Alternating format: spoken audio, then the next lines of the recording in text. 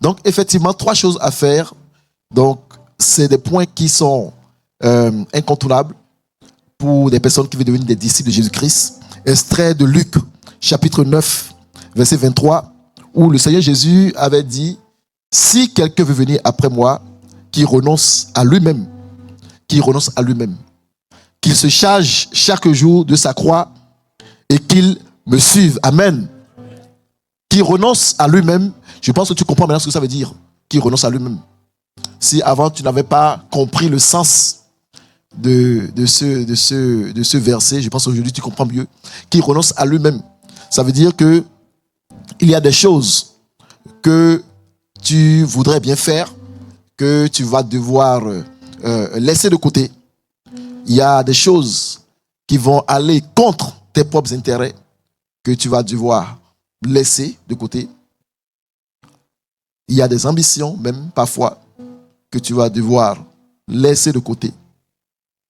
En réalité, tu vas devoir renoncer à certaines choses que tu aurais fait naturellement, à certaines choses qui peut-être auraient pu te donner une certaine joie, un certain plaisir, mais auxquelles tu dois renoncer. Qu'il se charge chaque jour de sa croix. Quand on parle de croix, on entend par là souffrance. Parce que la croix, on se rappelle quand Jésus a porté la croix, il avait souffert. Donc quand on te dit, de même que Jésus a porté sa croix, il faut que toi tu portes ta croix, ça veut dire que tu dois porter toi-même ta propre souffrance. Ça veut dire qu'il y a des souffrances que tu vas devoir porter, que tu vas devoir subir, malgré toi. Donc chaque jour, tu vas devoir endurer certaines choses. Oui. Et enfin, le 3e point, donc, qu'ils me suivent maintenant. Et aujourd'hui, je vais plus m'attarder sur ce 3e point, qu'ils me suivent. Qu'ils me suivent. Suivre Jésus. Es-tu prêt à suivre Jésus? Et c'est de cela qu'on va parler aujourd'hui. Qu'est-ce que ça veut dire, suivre Jésus? Ou comment suivre Jésus? Je sais qu'on a commencé à parler de ces choses il y a quelques semaines quand on avait fait la veillée des stars. On avait commencé par donc aborder quelques points.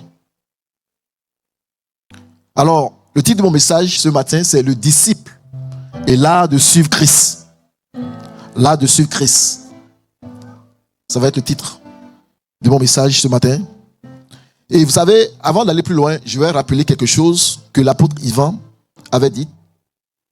Et je pense qu'on l'avait, si j'ai bonne mémoire, on l'avait rappelé durant notre veillée.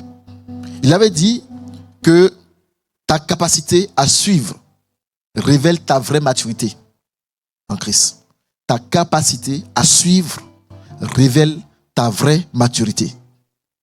Il a aussi complété en disant que si tu es trop grand pour suivre, alors tu es trop petit pour conduire d'autres personnes. Si tu es trop grand pour suivre les autres, alors tu es trop petit pour conduire. Autrement dit, il faut d'abord que tu suives quelqu'un pour devenir disciple. Et une fois que tu es devenu disciple, c'est là maintenant que tu peux faire des disciples. Si tu n'as pas été disciple, tu ne peux pas faire des disciples. Alors, aujourd'hui, nous allons parler donc de comment est-ce que tu suis. Comment est-ce que tu fais pour suivre Christ?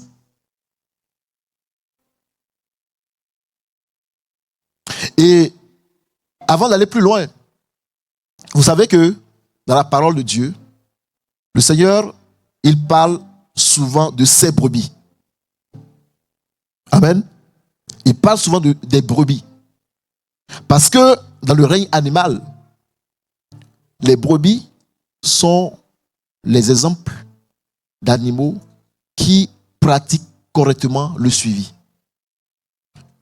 Ils ont un berger et ils suivent le berger. Quand le Seigneur prend des illustrations, quand le Seigneur prend des paraboles, ou bien quand il donne des illustrations de cette façon, c'est important de s'arrêter, d'aller comprendre comment est-ce que ça se passe dans la vie réelle, afin maintenant de déduire qu'est-ce qu'il veut nous dire. Vous savez que les plus grandes vérités, les plus grands principes, en général, quand vous voyez dans la parole, Dieu utilise souvent des paraboles. Il va utiliser souvent des images. Parce que ça permet de résumer la chose. Et il nous laisse le soin maintenant d'aller creuser nous-mêmes pour déduire. Il n'écrit pas tout souvent à la lettre. C'est sa façon de fonctionner. Vous allez voir la parabole du semeur. Vous allez voir la parabole, toutes les paraboles en général. Il les donne sous une forme imagée. Et donc, le Seigneur parle souvent de ses brebis. Et vous savez que dans la vie, quand vous avez une bergerie, c'est vrai, vous avez les brebis qui suivent le berger. Et souvent, on prend par opposé le bouc. Le bouc, c'est souvent l'animal qu'on prend par opposé à la brebis. Lorsqu'on veut faire souvent les comparaisons. Pourquoi? Parce que le bouc, lui, fait exactement le contraire. Lorsque la brebis suit le berger, le bouc, lui, il fait ce qu'il veut. Il peut, là où il y a 99 brebis qui sont en train de suivre le berger, le bouc, lui, il va peut-être se lever comme ça, aller ailleurs, aller traverser la voie ailleurs. Il fait ce qu'il veut, au fait. Il fait ce qu'il veut, comme il veut, quand il veut.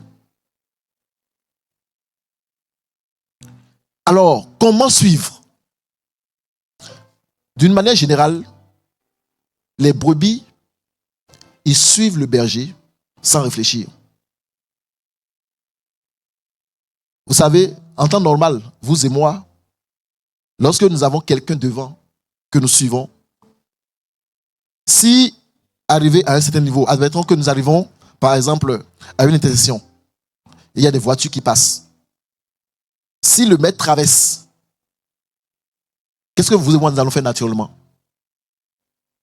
Si on arrive à l'intersection et que lui traverse et que subitement on voit qu'il y a un gros trafic qui passe, qu'est-ce qu'on aurait fait naturellement? Comment? On va s'arrêter, n'est-ce pas? Ça, c'est le bon sens. Tu vas t'arrêter et tu vas dire, bon, ok, bon, lui est parti, mais voilà, là, maintenant, il y a les camions qui passent. On va s'arrêter et puis on va attendre que ce soit calme et après, on va traverser. Mais vous savez, les brebis, comment ils fonctionnent? Comment les brebis fonctionnent, selon vous? Les brebis, j'ai l'impression que dans le monde là, j'ai l'impression que eux ne réfléchissent pas trop. Hein. Ce que le maître fait là, c'est ça qu'ils font. Et c'est même pour ça que lorsque tu es berger, que tu as des brebis, tu es obligé de t'assurer qu'il n'y a pas de danger lorsqu'ils te suivent. Parce que sinon là, tu peux les mettre en danger. Parce qu'ils font ce que tu fais. Ils vont là où tu vas. Ils te suivent seulement comme ça, quasiment aveuglément. Le critère numéro 1 pour être une vraie brebis, tu dois savoir copier. Tu dois savoir reproduire. Tu dois savoir observer et suivre. Éphésiens chapitre 5, versets 1 à 2. On va lire Éphésiens 5, versets 1 à 2. Et 1 Corinthiens chapitre 11, verset 1. Je pense que c'est des versets que nous connaissons. Il dit, devenez donc les imitateurs de Dieu comme des enfants bien-aimés. Devenez donc les imitateurs de Dieu comme des enfants bien-aimés. Verset 2. Et marchez dans la charité à l'exemple de Christ qui nous a aimés et qui s'est livré lui-même à Dieu pour nous comme une offrande et un sacrifice de bonne odeur. Et dans le livre de Corinthiens, là-bas aussi, Paul va dire à peu près la même chose. Donc, soyez mes imitateurs comme je le suis moi-même de Christ. Amen. Dis Amen. Amen. Voilà. Soyez mes imitateurs comme je le suis moi-même de Christ. Tu dois savoir imiter. Tu dois savoir copier quelqu'un qui suit Christ. Pour suivre Christ, pour marcher avec Christ. Étant donné que Christ, aujourd'hui, n'est plus là en chair et en os. Mais Dieu a mis autour de toi des hommes et des femmes au travers desquels il veut te transformer en disciple. Tu dois devenir disciple de Christ en devenant disciple d'une personne que Dieu a mis sur ton chemin. Et le Seigneur dit que pour y parvenir, tu dois savoir imiter. Tu dois savoir copier. Tu dois savoir observer la personne. Tant que cette personne-là imite Christ, tant que cette personne suit Christ, tant que cette personne-là marche conformément à la parole de Dieu, alors tu peux la suivre, tu peux l'imiter, tu peux imiter son modèle de consécration, tu peux imiter son modèle de foi, tu peux imiter son modèle de patience, tu peux imiter tout ce que cette personne-là a qui est conforme à la parole de Dieu. Sa vie de prière. Aujourd'hui, dans la famille Passant Chrétien, nous avons des personnes que Dieu a mis à la tête de cette famille-là. Des modèles. Et par la grâce de Dieu, nous croyons que ce sont de bons modèles. Pourquoi? Parce que nous voyons que ces personnes-là, ils suivent Christ. Ils marchent selon la parole. Alors, si nous voulons appliquer cette parole, nous allons dire, ok, voici des personnes qui suivent Christ, alors nous allons apprendre à les imiter. Nous allons copier leur modèle de vie de prière. Quand nous voyons l'apôtre Ivan, par exemple, la manière dont il prie, quand nous voyons sa vie de prière, nous voyons comment est-ce que là maintenant, il est passé encore à une autre étape où quasiment tous les jours, il prend plus de 2 heures sur une plateforme de prière. Tout cela, bien aimé, ça doit nous motiver nous-mêmes à l'imiter. Ça doit nous pousser à nous dire, voici un modèle que je veux imiter. Voici un modèle que je dois copier. Le Seigneur est en train de me montrer que c'est possible. Amen. Nous imitons le modèle de consécration. Nous imitons le modèle de la crainte de Dieu dans la vie de la personne. Observe, imite et reproduit la même chose. Comment est-ce qu'il prie? Tu es dans la famille, tu veux être un disciple. Dieu établit devant toi des personnes qui te montrent que lorsqu'on veut rentrer dans la présence de Dieu, on passe d'abord du temps à l'adorer. On passe du temps à demander la direction de l'esprit. Tu vois comment ils le font. Mais toi, tu te dis non. Je me rappelle dans mon église où j'étais avant, on m'avait appris que pour prier, au début, il faut d'abord que je commence par, je sais pas moi, par citer ô Éternel. Hein? Tu as un modèle qui n'a aucun rapport avec ce qu'on fait dans la maison. Et donc, toi, tu as ton autre modèle, alors que Dieu te donne un modèle qui est devant toi, un modèle qui porte du fruit, et on te dit d'observer et de reproduire, mais tu ne veux pas. Le disciple sait observer. Le disciple sait imiter. Amen. Tu dois savoir suivre les bonnes choses dans la vie de la personne que Dieu a mis devant toi. Quand on dit observe et reproduit, ça veut dire que on reconnaît que en tout homme, en toute femme, dans tout leader, il peut y avoir des choses peut-être avec lesquelles on peut ne pas forcément être à l'aise. Il peut y avoir des points, des traits de caractère, il peut y avoir des choses peut-être qui ne nous parlent pas. Mais dans tous les cas, le Seigneur nous dit, examinez toutes choses, retenez ce qui est bon. Il y a toujours des choses bonnes qui sont dans la vie des personnes que Dieu a mis devant toi. Et le Saint-Esprit va te montrer, ça, c'est quelque chose que tu dois prendre. Ça, c'est quelque chose que tu dois prendre. Ça, c'est quelque chose que tu dois prendre. Ça, c'est ce que tu dois prendre. Ça veut dire que tu ne veux pas, si, admettons qu'il y a quelque chose que le leader, peut-être ça peut être ton pasteur, ça peut être un responsable que Dieu a mis devant toi. Il peut y avoir des choses dans sa vie peut-être qui ne te parlent pas, avec lesquelles tu n'es pas à l'aise. Fine, tu n'es pas obligé de copier cela. Mais il y a au moins de bonnes choses. Dis avec moi de bonnes choses. Oui, il y a toujours de bonnes choses que le Saint-Esprit va te montrer, que toi-même tu as envie de copier. Et que tu peux dont tu peux t'inspirer. On a vu que dans ce monde, tout marche par copie dans ce monde. Les nations qui sont enrichies aujourd'hui, regardez tous les pays qui sont devenus riches. Ils sont devenus riches parce que ils ont copié d'autres pays qui ont prospéré avant eux. Ils ont copié le modèle. Ça peut être le modèle politique, le modèle économique. Comment est-ce qu'ils ont organisé la société? Comment ils ont construit? Parfois même certaines choses. Et c'est comme ça, c'est en copiant qu'ils sont devenus ce qu'ils sont devenus. Prenez des pays comme la Chine, qu'on ne connaissait pas il y a quelques générations. Enfin, on les connaissait, mais ils n'étaient pas au niveau où ils sont aujourd'hui. C'est la meilleure façon d'évoluer. Et vous allez voir que dans le monde naturel, même les enfants copient. L'enfant qui grandit, lorsque l'enfant a été dans un environnement, tout ce qui se fait, c'est les meilleurs copieurs derrière les enfants. Tout ce que papa fait, tout ce que maman fait, il va copier. C'est comme ça qu'on apprend à parler le langage. On copie. C'est la meilleure façon, bien aimé. Observe, copie, imite. L'art de suivre. Dis avec moi, l'art de suivre. Je vais être original. Oui. Sois original dans des choses. Il y a des choses que on ne peut pas te forcer. Hein, donc, ton trait de caractère, ta personnalité, c'est des choses que tu vas garder.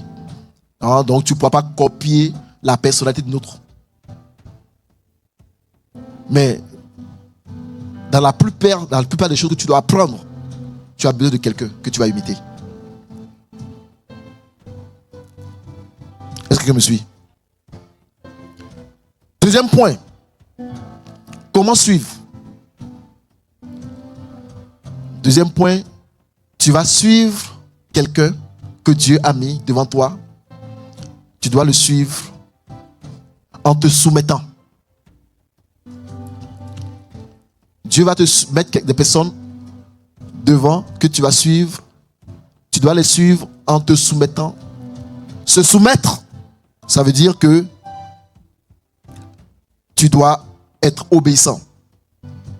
Se soumettre, ça veut dire que tu ne vas pas rester avec un esprit d'indépendance. Se soumettre, ça veut dire que tu ne dois pas t'isoler. Ça veut dire que tu vas devoir rendre compte. Tu vas devoir demander des autorisations. Vous savez, beaucoup de chrétiens qui n'évoluent pas et qui ne peuvent pas devenir des disciples ne sont pas du tout à l'aise avec l'idée de devoir rendre compte à quelqu'un d'autre. Beaucoup n'aiment pas cette idée-là de devoir demander des autorisations avant d'agir. Beaucoup se disent non, on est à l'église, c'est vrai, mais on n'a pas besoin de connaître ma vie. J'ai pas besoin d'aller demander avant de faire telle chose. J'ai ma propre vie, c'est ma vie privée. Et je la gère comme je veux, comme je pense. J'ai de compte à rendre à personne. Ça ne marche pas comme ça avec les disciples. Ça ne marche pas comme ça avec le disciple-là. Si tu veux être disciple, vous savez, Jésus, la Bible montre qu'il était avec ses disciples tous les jours. Il marchait avec lui. D'ailleurs, eux n'avaient pas le choix, ils ont tout abandonné. Ils l'ont suivi. Et donc, naturellement, lorsque tu suis quelqu'un tous les jours de ta vie, la personne connaît ta vie. La personne connaît les détails de ta vie. La personne connaît où est-ce que tu as des difficultés. Qu'est-ce qui ne va pas? Quels sont tes projets? Tu es obligé de lui dire. Lorsque on veut rentrer, lorsque on veut suivre en tant que disciple Christ, il faut être à l'aise. Il faut apprendre, je veux dire. Il faut apprendre à demander des autorisations avant même d'agir. Parfois même, tu as toute la lassitude. Tu as le pouvoir de faire tes affaires. Tu as le pouvoir de prendre tes décisions. Tu as le pouvoir de prendre ton billet, d'aller en vacances où tu veux. Et après, donc, de revenir comme tu veux.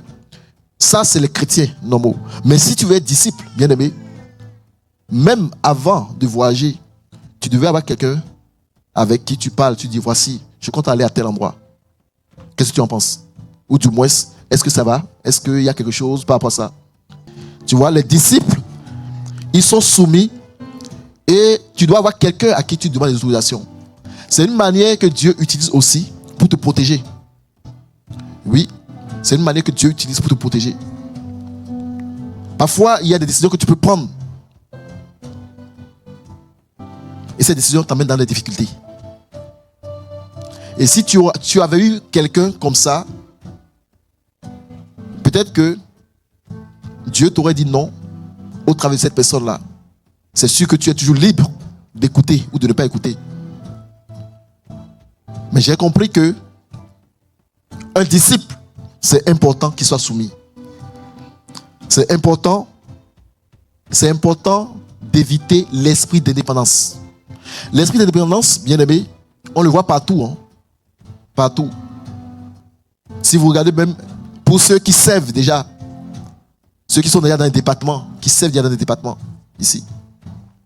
On voit beaucoup de nos bien-aimés qui manifestent cet esprit d'indépendance.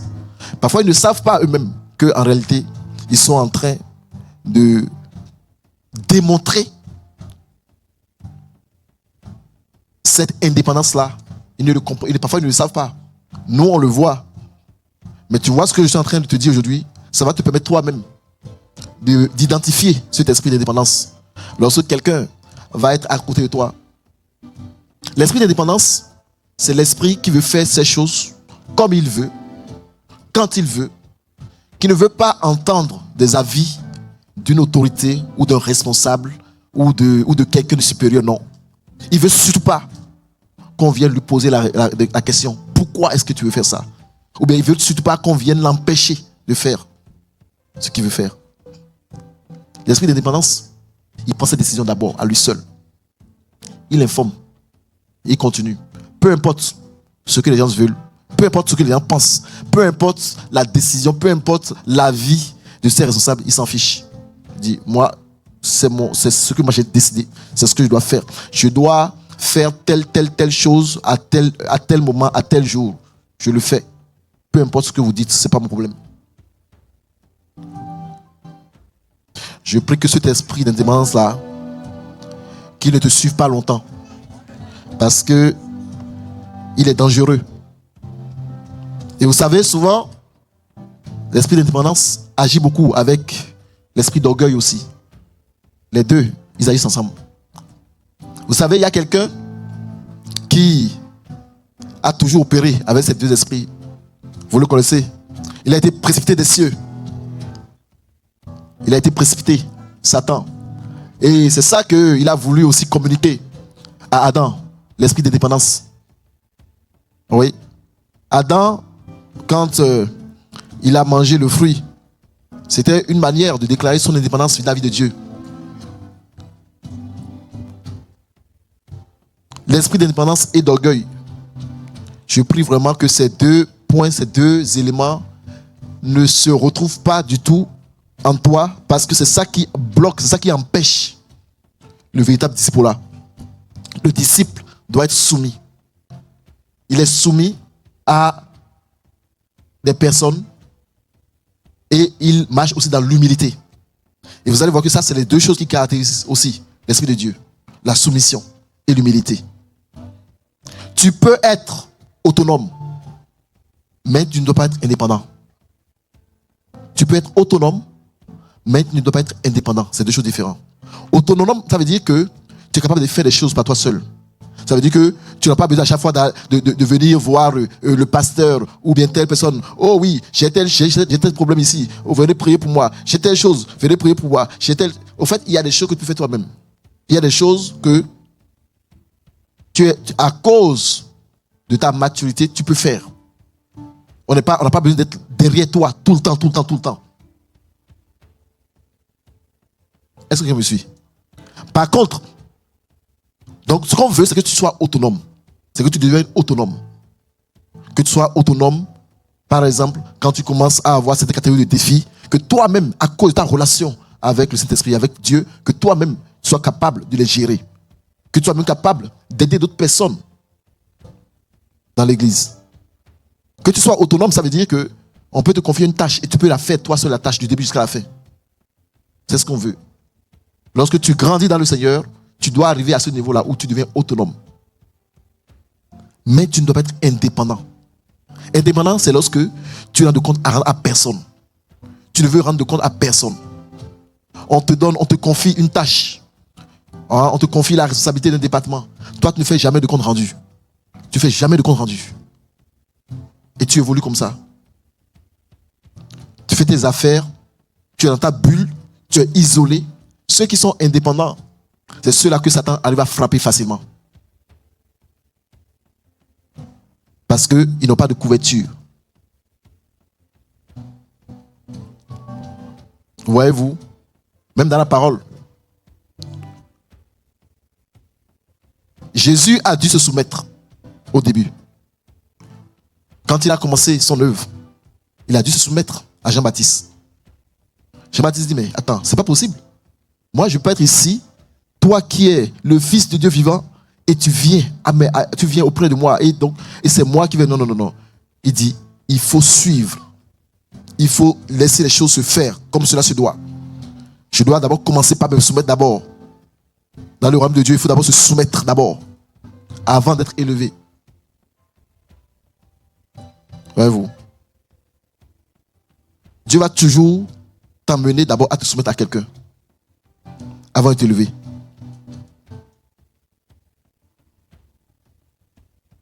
Dis avec moi, soumission. Troisième point, comment suivre Christ? Comment suivre Christ? Tu dois apprendre à suivre celui que Dieu a mis devant toi. Tu dois apprendre à le suivre avec humilité. Tu dois apprendre à suivre Christ avec humilité. Souvent, vous savez, il y a la tentation de l'orgueil, de la vantardise, qui est réelle et qui peut atteindre tout le monde. Surtout lorsque on tombe dans une situation où il y a une forme de pression qui commence à se faire sentir. Lorsque tu as peut-être le maître ou le berger qui commence à mal parler, on peut rentrer, il peut avoir cette tentation-là de dire, mais qui est-il pour parler comme ça? Pourquoi est-ce qu'il me parle comme ça? Mais lorsque tu veux être disciple, tu apprends à supporter même les mots durs, les paroles dures.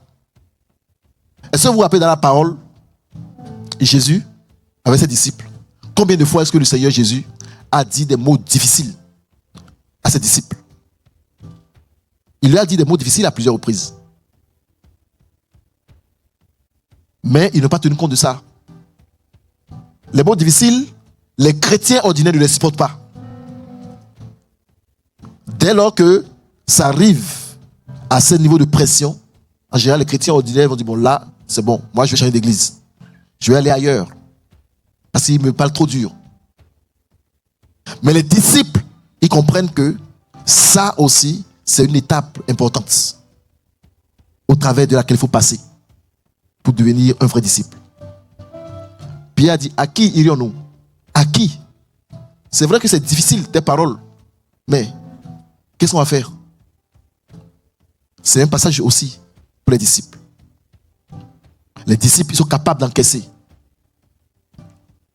Et c'est ça l'humilité. On avait parlé de la mort à soi la dernière fois. On avait parlé donc du fait que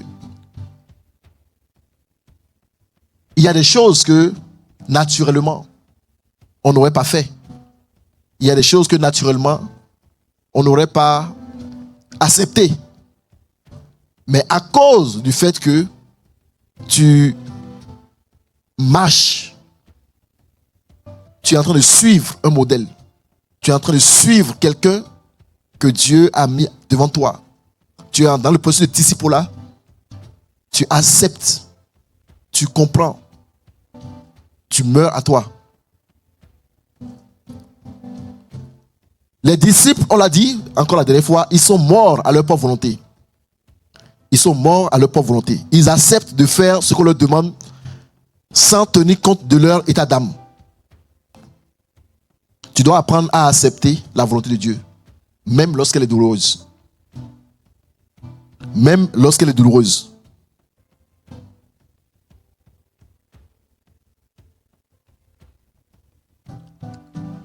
Je crois que en cette saison, Dieu veut véritablement nous faire grandir en maturité. Et depuis quelques semaines, nous sommes en train de parler du disciple-là. Certaines personnes peuvent se demander pourquoi est-ce que, ou comment est-ce que tout cela, on va le mettre en application. Mais, par la grâce de Dieu, je sais qu'il y a certaines personnes d'IA ici qui sont dans des petits groupes, mais par la grâce de Dieu, dans les mois à venir, nous allons rentrer vraiment dans l'application concrète de ces choses-là. Le Seigneur est en train de nous préparer petit à petit.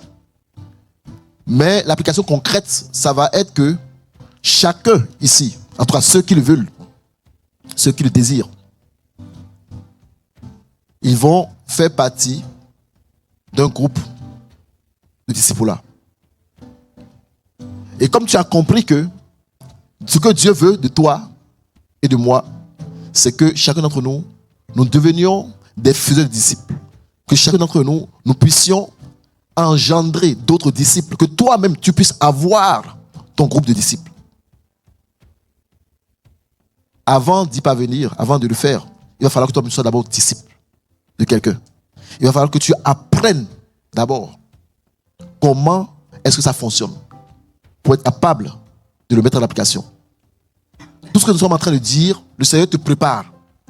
Le Seigneur est en train de te donner tout ce qu'il faut comme équipement pour que tu ne sois pas surpris quand tu es dans ton groupe de disciples et que on va te dire certaines choses, que tu comprennes que, ici, là, je me rappelle, il faut que je sois humble.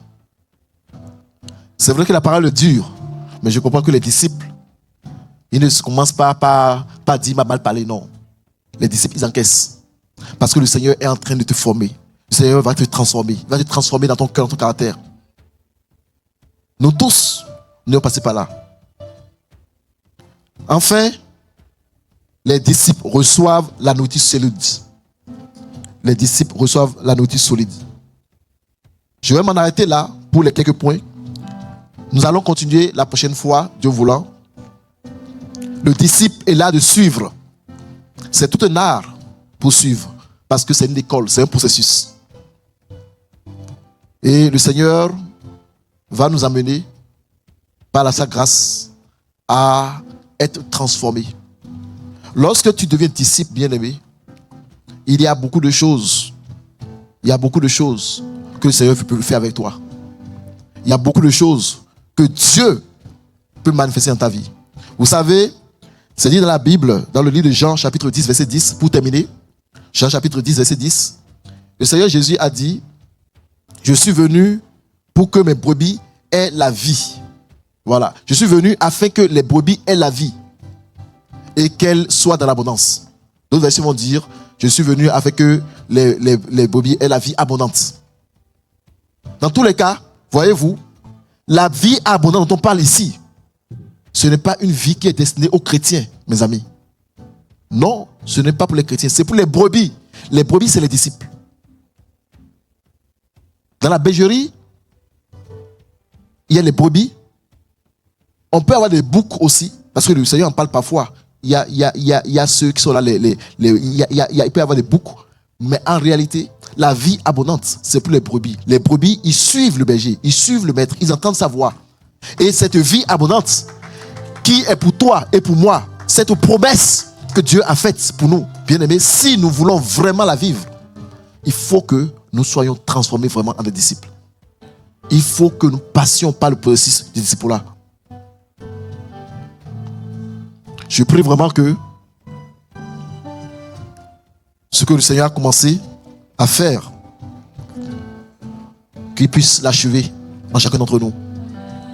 Et que nous devenions des instruments entre ses mains. Si tu as compris quelque chose, tu peux acclamer le Seigneur.